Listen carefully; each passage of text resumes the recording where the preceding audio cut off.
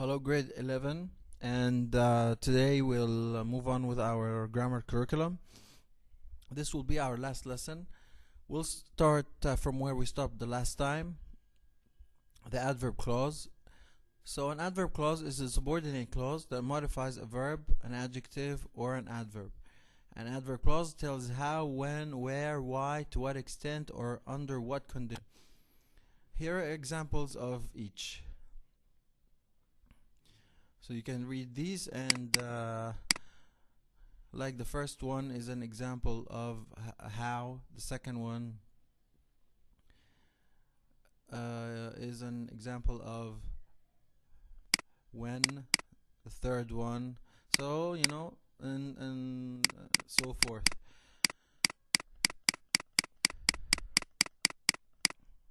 Now, subordinating conjunctions is also very simple. It's an adverb clause is introduced by subordinating conjunction, a word or word group that shows the relationship between the adverb clause and the word or words that the clause modifies. So these are common subordinating conjunctions. I'll leave them to you if you want to get a screenshot of them or something. Okay, just for a while. And we can move on. The elliptical clause. It's a part of a clause that may be left out when its meaning can be clearly understood from the context of the sentence. Such clause is called an elliptical clause. So most elliptical clauses are adverb clauses. In each of the adverb clauses in the following example, the part given in brackets may be omitted because its meaning is clearly understood, so it can be removed. Like Leilana finished her research sooner than Marta did. So you see the word did here. While he was painting, you can say already while painting, so that's the point. Now, often the meaning of an elliptical clause depends on the form of the pronoun in the clause. Martine asked her for more questions than I asked her. Martine asked her more questions than she asked me. So it's the same here. Now, identifying adverb clauses and the words they modify. Identify the adverb clause in each of the following sentence and give the word or words that the clause modifies. Then state whether the clause tells how, when, where, why, to what extent, or under what condition. If a clause is elliptical, be prepared to supply the omitted word or words. So the example is, thou is quieter than Catherine. So than Catherine and quieter, and this is modifying to what extent. So I'll leave the 10 sentences and you can apply the same thing. Okay, now we can move on. Identifying independent and subordinate clauses.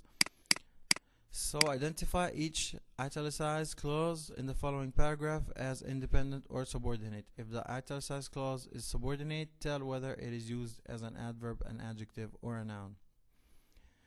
When they think of American Indians, many people immediately picture the Dakota Sioux. So that's subordinate, and it's identifying, it's modifying an adverb. Now these are sentences, 10 sentences, and where you can apply the same thing. So here's from 1 to 4. I'll leave that just for a while. And the rest of the sentences, like 4 to 10, 5 to 10. These are American Indians, of course. So we got till 10. I'll leave that for a while too.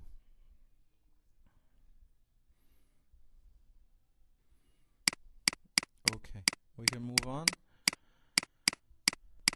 Now, writing clauses. For each of the following items, apply the type of clause indicated in the italics. Do you know? That's a noun clause, okay? But do you know what the phrase tip of the iceberg means? So just do the same for the rest of the sentences, and I'll leave them for a while.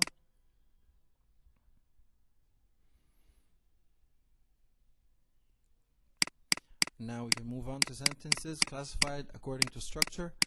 Depending on its structure, a sentence can be classified as simple, compound, complex, or compound complex. A simple sentence contains one independent clause and no subordinate clause.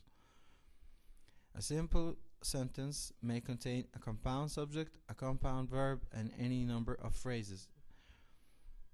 Example, Uncle Alan taught me how to play the mandolin.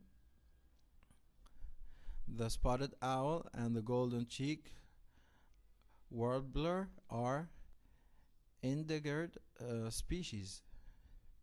Covered with dust and cobwebs, the old bicycle looked terrible but worked just fine. It's a compound verb. Now, a compound sentence contains two or more independent clauses and no subordinate clauses. The independent clause is a compound clause, may be joined by a comma and a coordinating conjunction like and, but, for, nor, so, or, yet, by a semicolon, or by a semicolon and a conjunctive adverb or a transitional expression.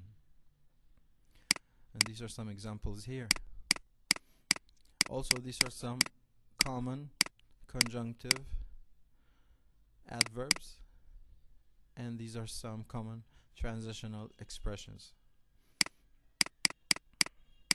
Now that's an important point here. Be careful to distinguish a simple sentence that has either a compound subject or a compound verb from a compound sentence. You see the simple and you see the sentence. The archaeological discovery was made in the fall and was widely acclaimed the following spring. Here's a compound verb, of course.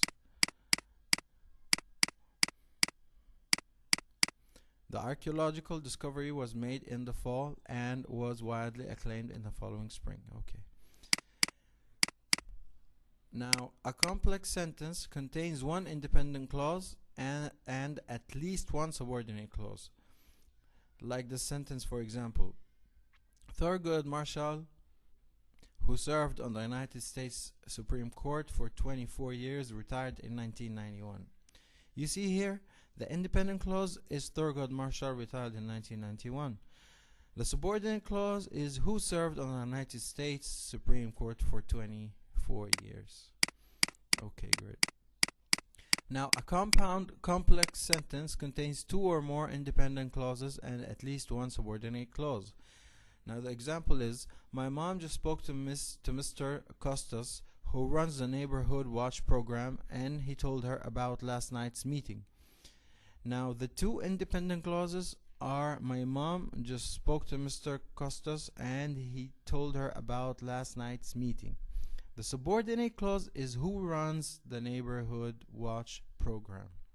We know that subordinate clauses don't give full meaning, so, just remember that. Now, classifying sentences according to structure. Read each of the following sentences aloud and classify if as simple, compound complex, or compound complex. The example, Mr. Faust said ancient Egyptians used the pith of the papyrus plant to make an early form of paper. Okay, thank you. We all know that. Now, that's an example of a complex. So just apply the same for the rest of these 10 sentences. I'll leave them for a while. Okay, that's 1 to 7, let's say. Now you got 9 and 10 too. Now, writing a variety of a sentence structure. Write 10 sentences according to the following instructions. Write a compound sentence containing a semicolon. You take the leaves, Jana. I will sweep the sidewalk. So do the same for these 10 sentences. You got them in front of you. You can take a screenshot of them if you need. Okay, guys, so we have finished our chapter and our curriculum. I hope you good luck, and above all, I hope you stay safe. Don't hesitate to come back to me. Ask me if you need anything. I'll be always there for you. So until I see you, take care. Thank you very much, and bye bye.